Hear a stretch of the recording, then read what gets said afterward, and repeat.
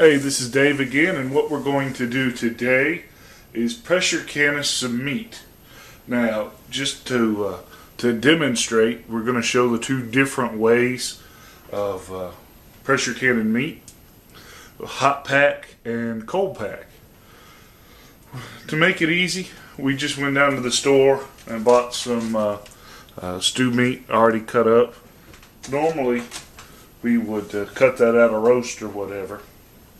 But to make it simple, we just bought a little bit.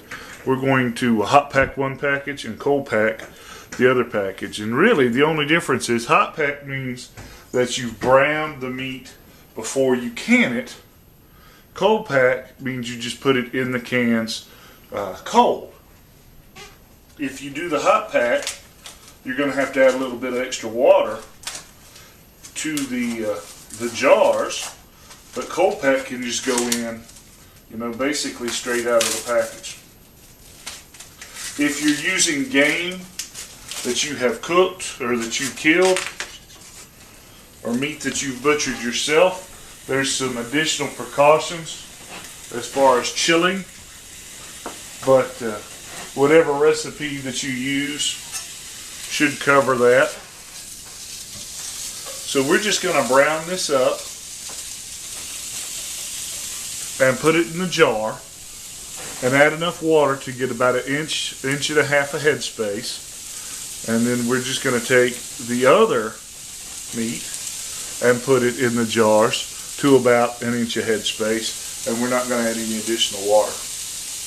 You could salt or flavor this, but I'd like just putting the raw meat in there or the unflavored meat, because I'm probably going to cook this, especially when I do it cold pack. So we'll come back after this is brown and we've got it in the jar, just to show you what everything looks like.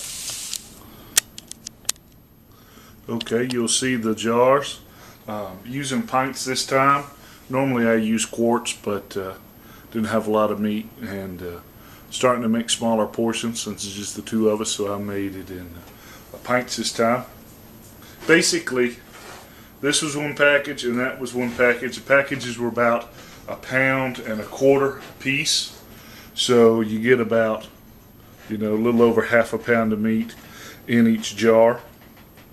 And I did put a little bit of dried minced onions and a little bit of salt in the hot pack one, and when we added water, that's going to make a nice kind of gravy. So just like always, you want to make sure you get a good seal on your jar and that everything is clean and sterile. Tighten the lids down.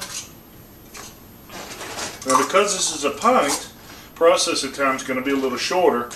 It's going to be about 75 minutes, but unlike the other stuff we pressure can, the pressure is going to be up a little bit. We're going to do this at 11 pounds. So 11 pounds for 75 minutes.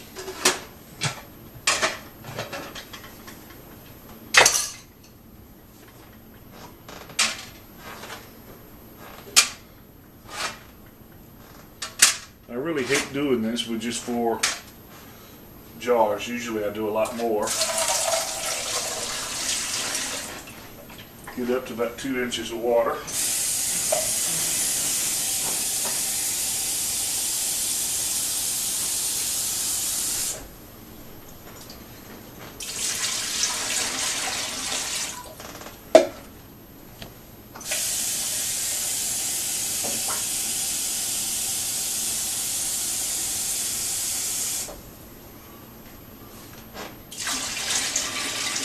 There we go. Put it on hot, wait till it starts to simmer a little bit before we put the lid on there. Oh. So, we put 2 inches of water in there. Got the heat on once it starts simmering, because it was cold jars with cold water. And we'll put the lid on it. Wait till steam starts coming out. Till I put the weight on there. Get it up to temperature. Cook it at 11 pounds for 75 minutes. We'll let it cool on its own, and then pull it out and see if the tops pop. just like you'd normally do with a pressure canner. So we'll come back in a couple hours and we'll see what it looks like. Alright, here's our canned meat after it came out of the pressure washer. Lid sealed.